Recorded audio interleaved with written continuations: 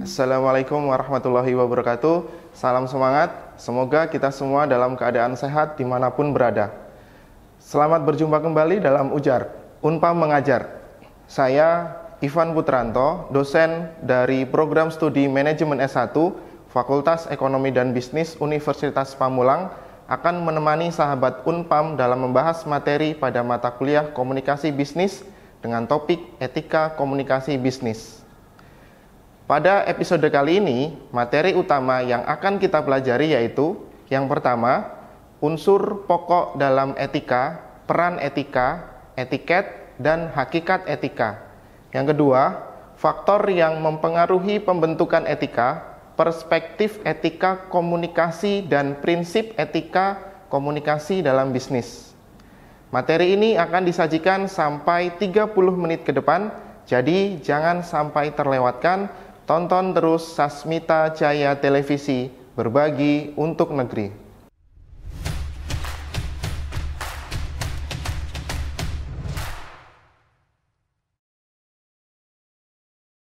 Baik Sobat Ujar, sebelum kita mulai ke dalam penjelasan materi 4 tentang etika komunikasi bisnis, apakah Sobat Ujar ada yang sudah tahu apa itu etika? Secara etimologi atau bahasa, etika berasal dari kata bahasa Yunani, ethos. Dalam Kamus Bahasa Indonesia, etika adalah ilmu pengetahuan tentang asas-asas akhlak. Menurut Barthes, etika merupakan nilai-nilai dan norma-norma moral yang menjadi pegangan bagi seseorang atau suatu kelompok dalam mengatur perilaku. Dan etika dibedakan dalam 3 pengertian pokok, yaitu ilmu tentang apa yang baik dan kewajiban moral, kumpulan asas atau nilai yang berkenan dengan akhlak, dan nilai mengenai benar atau salah yang dianut suatu golongan atau masyarakat. Baik Sobat Ujar, setelah kita mengetahui apa itu etika, lalu bagaimana dengan etika komunikasi bisnis? Pasti Sobat Ujar penasaran kan mengenai etika komunikasi bisnis. Maka dari itu Sobat Ujar jangan kemana-mana, ikuti terus program ini.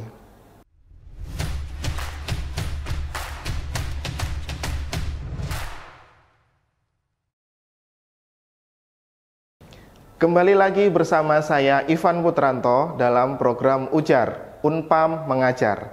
Mata kuliah Komunikasi Bisnis, episode keempat, Etika Komunikasi Bisnis. Sobat Ujar, berdasarkan penjelasan etika sebelumnya, maka perlu kita ketahui mengenai etika komunikasi bisnis. Menurut Abdul Samad Arif dalam buku Dasar-Dasar Komunikasi Bisnis, etika adalah prinsip untuk mengatur perilaku dalam masyarakat, sedangkan komunikasi adalah hubungan interaksi antar manusia berupa pengiriman dan penerimaan pesan. Jadi, etika komunikasi bisa diartikan sebagai prinsip yang mengatur hubungan interaksi antar manusia. Etika komunikasi juga dapat diartikan sebagai norma, nilai, dan tingkah laku dalam menjalin komunikasi. Dan penggunaan etika dalam berkomunikasi bertujuan untuk menyampaikan informasi dengan tepat, membangun relasi yang baik sebagai bentuk sopan santun dan bagian dari rasa saling menghormati serta menghargai orang lain. Lalu, apa saja unsur pokok dalam etika tersebut? Adapun unsur pokok dalam etika yaitu yang pertama, kebebasan. Penjelasan kebebasan ialah unsur utama dan juga pokok dalam sebuah wacana etika. Kebebasan eksistensial adalah kemampuan manusia untuk menentukan dirinya sendiri. Yang kedua, hati nurani. Mengenai hati nurani ialah penghayatan pada nilai baik ataupun nilai buruk yang berhubungan dengan situasi nyata. Yang ketiga, tanggung jawab. Keberadaan tanggung jawab ialah kemampuan individu guna menjawab semua pertanyaan yang kemungkinan muncul dari berbagai tindakan. Selain tanggung jawab itu berarti bahwa seseorang tidak dapat mengelaknya jika diminta memberi penjelasan tentang tindakannya. Yang keempat, Beberapa prinsip moral dasar. Mengenai prinsip kesadaran moral ialah beberapa tataran yang diperlukan untuk diketahui guna memposisikan tindakan seseorang sebagai individu dalam koridor nilai moral. Bagaimana peran etika dalam kehidupan manusia? Yang pertama, etika memiliki peran yang sangat besar dalam kehidupan manusia. Menurut Priyatna dan Ardianto tahun 2009, peran yang dimiliki oleh etika tersebut beberapa di antaranya adalah sebagai berikut. Etika memberikan dorongan dan mengajak setiap individu guna bersikap yang kritis dan bersikap rasional dalam rangka mengambil keputusan berdasarkan kepada pendapatnya sendiri dan bisa untuk dipertanggungjawabkan secara baik. Yang kedua, etika mampu memberikan pengarahan kepada masyarakat guna berkembang menjadi sebuah masyarakat yang teratur, tertib, dan damai, serta sejahtera dengan mematuhi seperangkat norma yang berlaku guna terwujudnya kesejahteraan sosial dan ketertiban. Istilah apa saja yang berhubungan dengan etika? Istilah-istilah yang berhubungan dengan etika adalah etik, etis, dan norma. Etika sebagai ilmu akhlak yang membahas pola-pola aturan tentang nilai-nilai kesusilaan tidak bisa lepas dari istilah etis, etik, dan norma. Tindakan untuk melakukan etika disebut sebagai tindakan etik, dan sifat tentang pelaksanaan etik tersebut sering diberi istilah dengan menyebutnya bahwa tindakan etik ini bersifat etis. Lalu, apa yang dimaksud dengan etiket?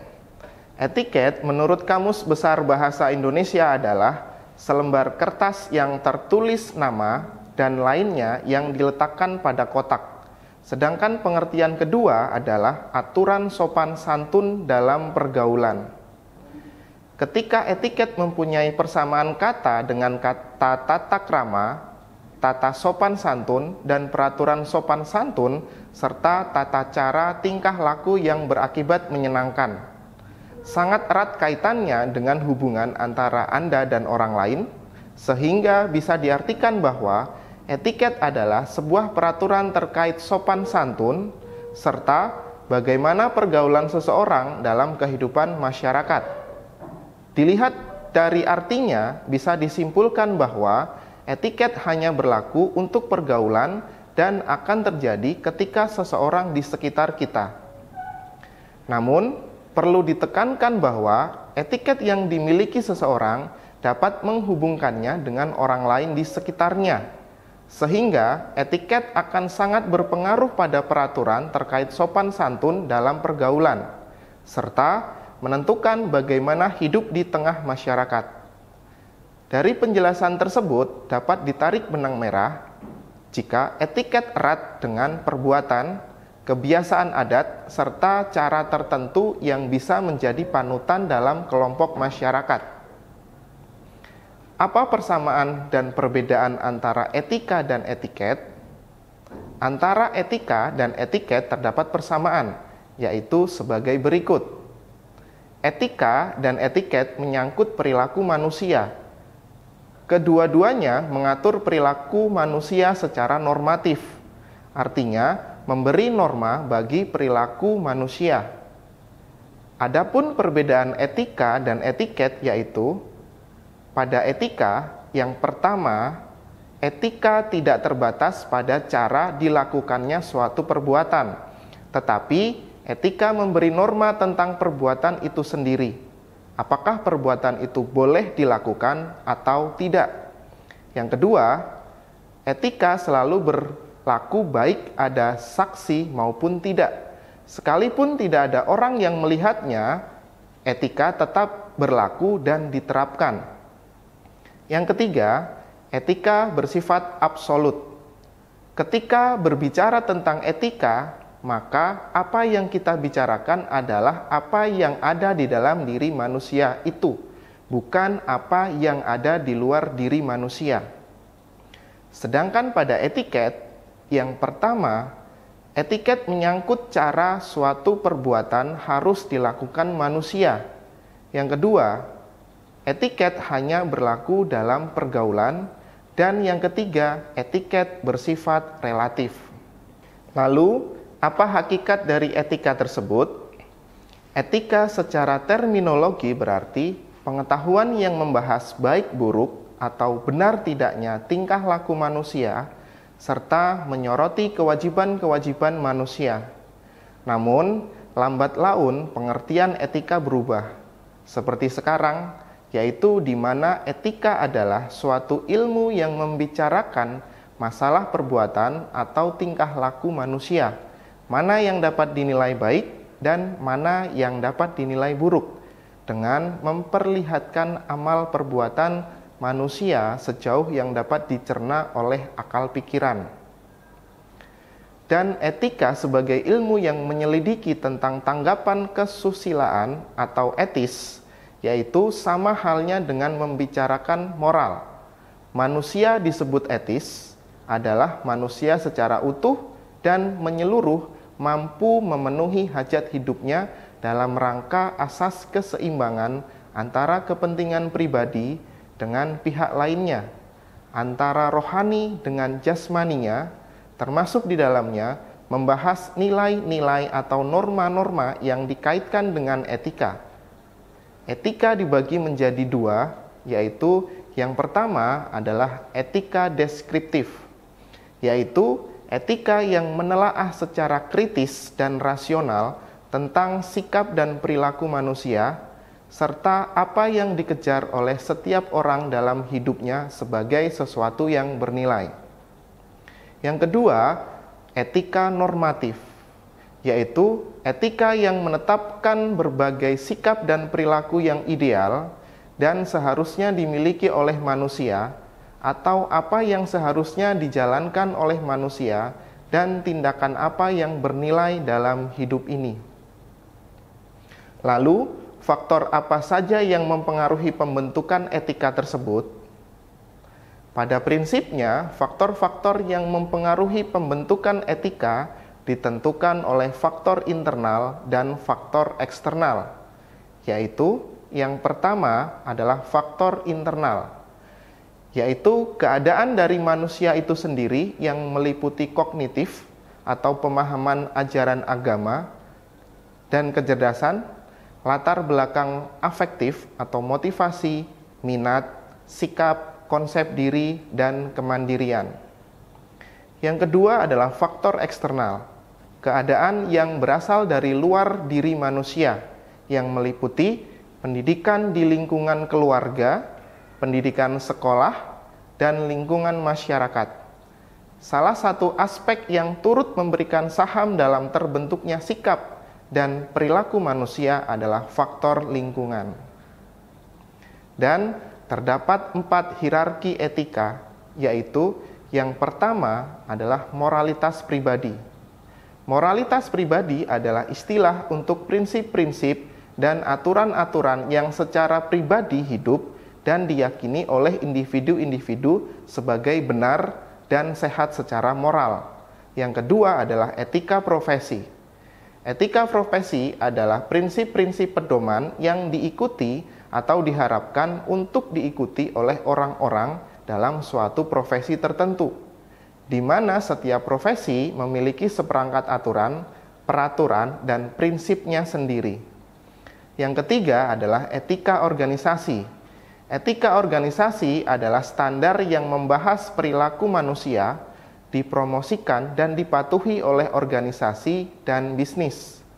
Standar berusaha untuk mengukur dan mengatur hubungan manusia dalam upaya untuk menghindari perilaku berbahaya atau kerusakan pada organisasi. Sedangkan yang keempat adalah etika sosial. Etika sosial berhubungan dengan seseorang dengan lingkungan sosialnya.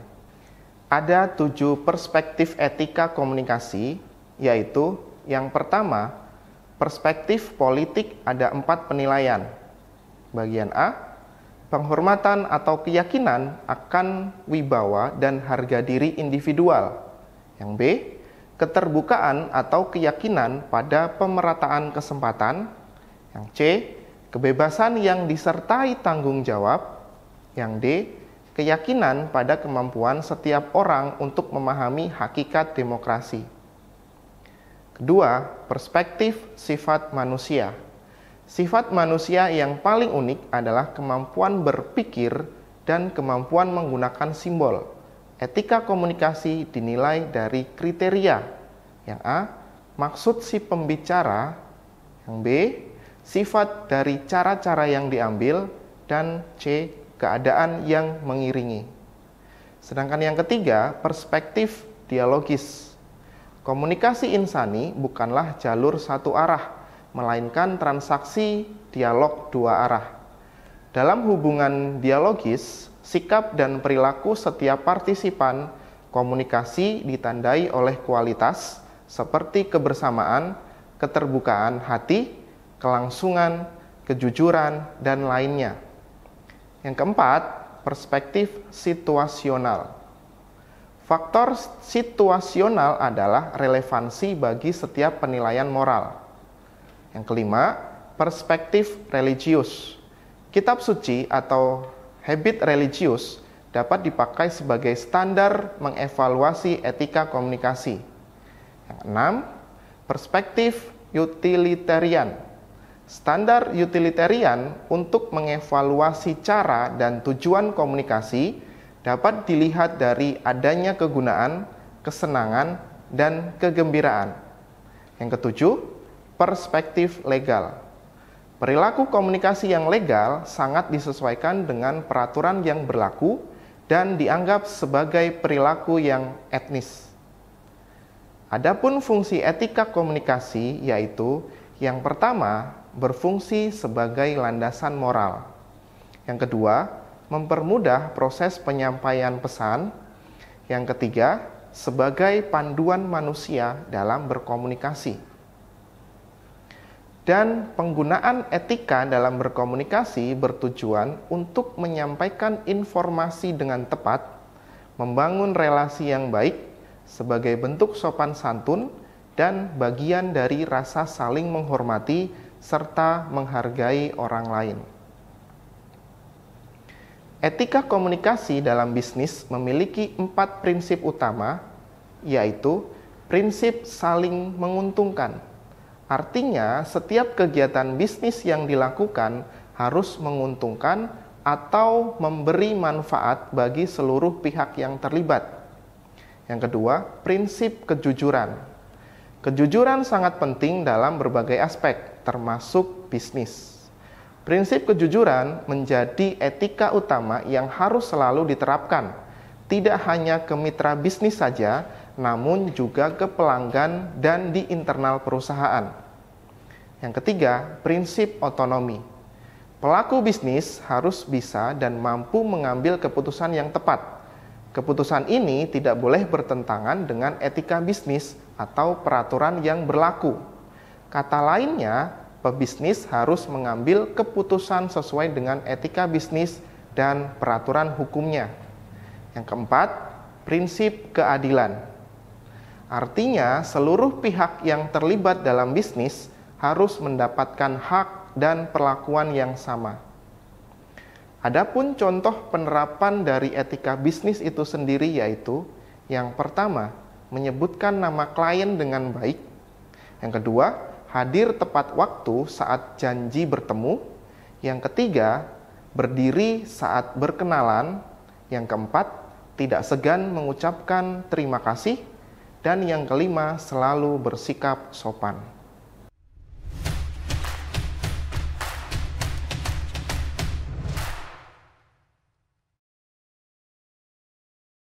Baik Sobat Ujar, di mana saja berada, demikian tadi pembahasan mengenai materi etika komunikasi bisnis.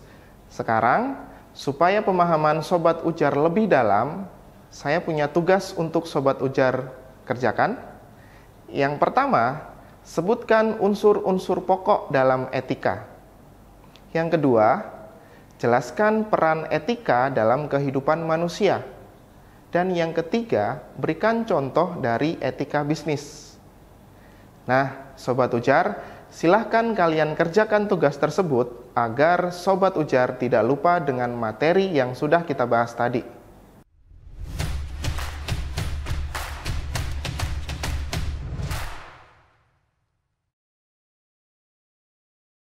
Sobat Ujar, kita sudah berada di penghujung acara. Dari materi yang sudah saya sampaikan, bisa disimpulkan bahwa etika komunikasi mencakup segala nilai dan norma yang menjadi standar dan acuan setiap orang dalam berkomunikasi dengan orang lain. Etika komunikasi menilai mana yang tindakan komunikasi yang baik dan buruk berdasarkan standar yang berlaku. Sehingga adanya etika komunikasi adalah untuk mencegah terjadinya hal-hal yang tidak diinginkan, seperti kesalahpahaman, perselisihan, pertengkaran, dan lain-lain. Demikianlah materi pertemuan 4 kali ini. Saya Ivan Putranto undur diri. Sampai bertemu kembali di episode berikutnya. Tetap semangat, salam ujar, dan salam manajemen. Wassalamualaikum warahmatullahi wabarakatuh.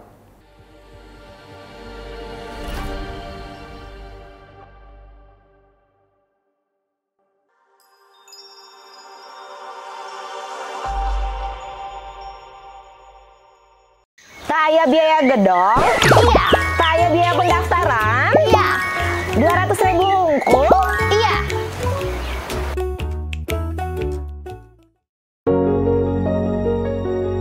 Ku iya, Ika tiasa kuliah. Ika tiasa ngarobi masa depan keluarga. Ika bakal jantan jalmi anu sukses.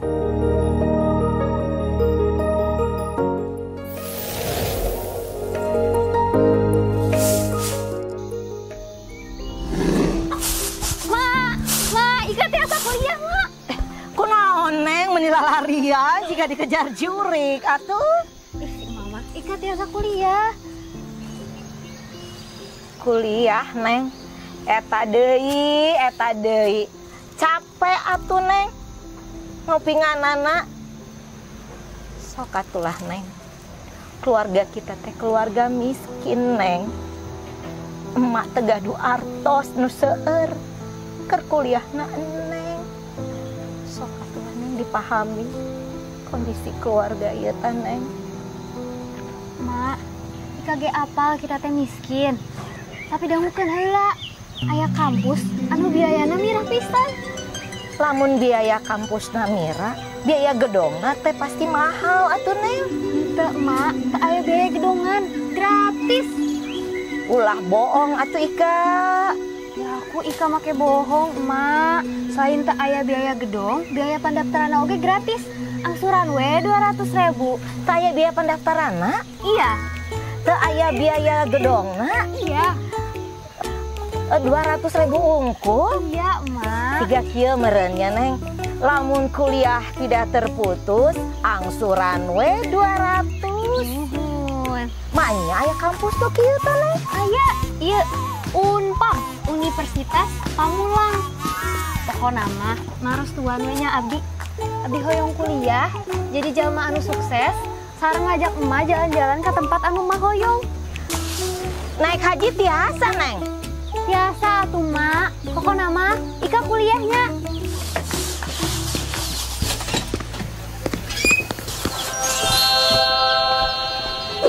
Tos rapi kieu, bade ka mana, Neng?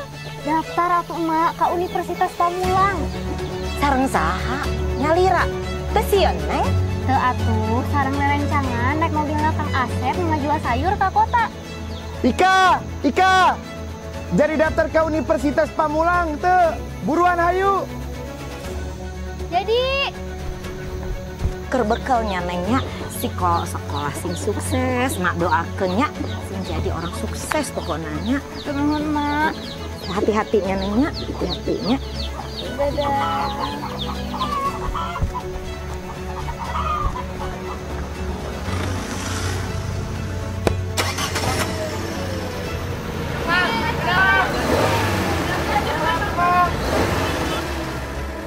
Iya teh, awal mula Ika bisa ngarobi masa depan Ika jeung keluarga.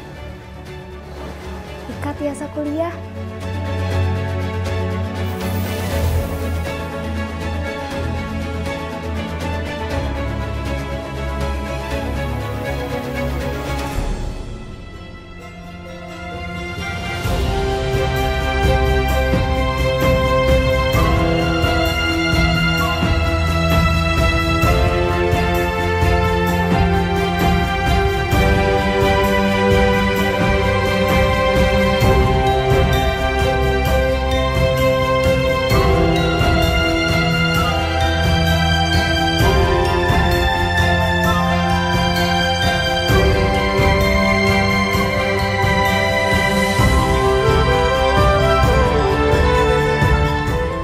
Universitas Pamulang. Berbagi untuk negeri.